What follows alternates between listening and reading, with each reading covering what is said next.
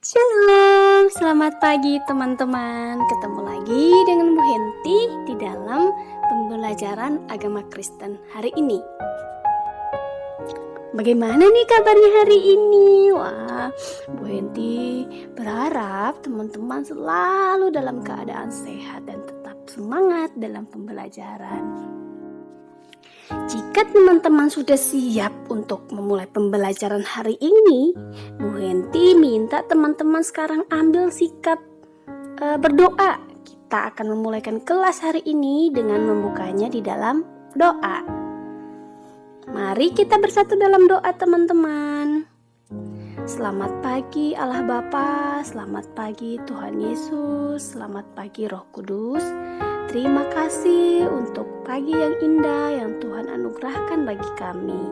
Kami bersyukur karena pagi ini Engkau masih memberikan kami nafas kehidupan.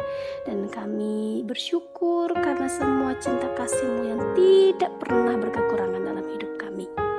Pagi ini Tuhan, kami mau memulaikan kelas kami. Tuhan, tolong kami, mampukan kami, sehingga apa yang kami pelajari pagi hari ini, kami bisa pahami dengan baik. Di dalam nama Tuhan kami Yesus Kristus, Juru Selamat kami yang hidup, kami telah berdoa dan mengucap syukur. Amin.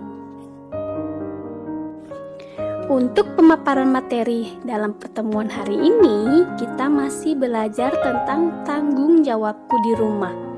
Dalam pertemuan hari ini, Bu Henti akan menyampaikan paparan materi tentang perumpamaan mengenai dua orang anak yang terdapat di dalam kitab Matius pasalnya yang ke-21 ayat 28 sampai ke-32. Matius pasal 21 ayat 28 sampai 32 ini merupakan bahan Alkitab yang digunakan untuk menceritakan tanggung jawab seorang anak di dalam keluarga. Nah, agar kita bisa lebih memahami mengenai perumpamaan tentang dua orang anak ini, alangkah lebih baiknya kita akan membaca ayat-ayat ini. Nah, Bu Henti akan membacakan kepada teman-teman, silakan disimak dan didengar dengan baik. Perumpamaan tentang dua orang anak. Ayat ke-28. Tetapi apakah pendapatmu tentang ini? Seorang mempunyai dua anak laki-laki. Ia pergi kepada anak yang sulung dan berkata, "Anakku, pergi dan bekerjalah hari ini dalam kebun anggur." Jawab anak itu, "Baik, Bapak." Tetapi ia tidak pergi. Lalu orang itu pergi kepada anak yang kedua dan berkata demikian juga. Dan anak itu menjawab, "Aku tidak mau." Tetapi kemudian ia menyesal lalu pergi juga. Ayat 31. Siapakah di antara kedua orang itu yang melakukan kehendak ayahnya? Jawab mereka yang terakhir. Kata Yesus kepada mereka, "Aku berkata kepadamu, sesungguhnya pemungut-pemungut cukai dan perempuan-perempuan sundal akan mendahului kamu masuk ke dalam kerajaan Allah." Ayat 32. Sebab Yohanes datang untuk menunjukkan jalan kebenaran kepadamu dan kamu tidak percaya kepadanya. Tetapi pemungut-pemungut cukai dan perempuan-perempuan sundal percaya kepadanya. Dan meskipun kamu melihatnya, tetapi kemudian kamu tidak menyesal dan kamu tidak juga percaya kepadanya. Nah, yang perlu teman-teman tahu terlebih dahulu bahwa perumpamaan tentang dua orang anak ini hanya terdapat di dalam Injil Matius. Hal ini disampaikan oleh Yesus ketika dia sedang mengajar mereka. Jadi Yesus ini sedang berbicara kepada banyak orang teman-teman. Seperti ayat-ayat yang sudah kita baca tadi, di ayatnya ke-28 dikisahkan bahwa ada seorang ayah yang memiliki kebun anggur. Di mana kebun anggur ini merupakan salah satu sumber pendapatan bagi keluarga. Karena itu, kebun anggur itu dikerjakan oleh semua anggota keluarga. Jadi ayah itu pergi kepada kedua anaknya dan menyuruh mereka untuk pergi bekerja di kebun anggur pada hari itu. Sebenarnya tidak menjadi masalah apakah waktu itu adalah permulaan musim semi, yang biasanya kalau musim semi itu teman-teman anggur-anggur itu harus dipangkas, atau sedang musim panas di mana ilalang-ilalang harus dipotong, atau juga mungkin musim gugur di mana buah anggurnya harus dipanen.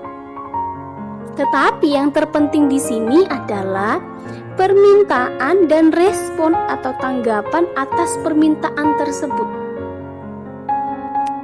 Nah, kita mau lihat respon anak kedua tadi. Ketika ayahnya meminta untuk pergi ke kebun anggur, seperti yang dikisahkan di ayat yang ke-30, dia mengatakan dan dia langsung menolak permintaan ayahnya bahwa dia tidak mau pergi. Tetapi setelah itu dia mengingat-ingat kembali. Dia mulai sadar bahwa memang dia harus melakukan apa yang sudah menjadi tanggung jawabnya. Sehingga dia mengambil keputusan untuk segera pergi bergegas dan melakukan permintaan ayahnya untuk bekerja di kebun anggur pada hari itu. Sangat berbeda dengan apa yang dilakukan oleh anak sulung. Jadi ketika ayahnya meminta hal yang sama kepada anak sulung supaya pergi ke kebun anggur, anak sulung itu dengan sopan menjawab ayahnya dan dengan benar berkata, "Baik Bapak." Tetapi kemudian anak ini tidak pergi ke kebun anggur untuk bekerja. Dia hanya berjanji kepada ayahnya untuk pergi bekerja. Tetapi janji itu hanya merupakan janji yang tidak ditepati sama sekali. Sehingga ketika anak kedua itu sampai di kebun anggur, dia tidak melihat kakaknya datang bekerja seperti itu. Melalui kedua orang ini, Yesus mau mengatakan bahwa manakah yang lebih taat? Sudah pasti yang menjadi jawaban adalah anak yang kedua ya teman-teman. Meskipun pada awalnya dia menolak, tetapi akhirnya dia menyesal dan mau melakukan tugasnya. Intinya adalah ketaatan terhadap apa yang dikatakan oleh sang ayah merupakan wujud tanggung jawab. Pembelajaran lain yang bisa kita dapatkan dalam bagian ini adalah, bagi Yesus, meskipun kita orang yang berdosa, orang yang menolak melakukan kehendak Allah, tetapi kita diminta untuk mau bertobat. Kita diminta untuk percaya kepadanya. Kita diminta untuk melakukan kehendak Allah. Karena apa? Karena kita hidup dalam kerajaan Allah. Berbeda dengan mereka yang tahu kehendak Allah tetapi tidak melakukannya, maka tidak hidup dalam kerajaan Allah. Nah, itulah tanggung jawab yang harus dilakukan oleh setiap orang yang percaya kepada Allah. Demikian untuk paparan materi hari ini teman-teman. Bu Enti berharap teman-teman bisa menyimak dan mengambil intisari dari pemaparan materi hari ini. Lalu untuk pertemuan hari ini, Bu Henti punya tugas untuk teman-teman. Tugasnya bisa dicek di Google Classroom. Bu Henti sudah menyiapkan lembar kerja. Silakan bisa dikerjakan sesuai dengan instruksi atau arahan yang ada di dalam lembar kerja teman-teman. Demikian untuk hari ini. Kita akan mengakhiri kelas. Silakan teman-teman mengambil sikap yang baik. Kita akan menutup kelas hari ini dengan berdoa. Mari berdoa kembali teman-teman. Kami kembali mengucap syukur kepadamu di pagi hari ini Tuhan. Terima kasih karena Engkau sudah menolong kami untuk bisa menyimak paparan materi hari ini. Berkati kami semua dan kiranya apa yang sudah kami pelajari hari ini kami bisa terapkan dalam kehidupan kami untuk menjadi anak-anak yang lebih bertanggung jawab dalam setiap tugas yang sudah diberikan kepada kami. Terima kasih, ini doa kami, ini ucapan syukur kami, hanya kami pinta di dalam nama Tuhan kami Yesus Kristus, Juru Selamat kami yang hidup, kami telah berdoa. Amin. Terima kasih. Tuhan Yesus memberkati teman-teman. Dah.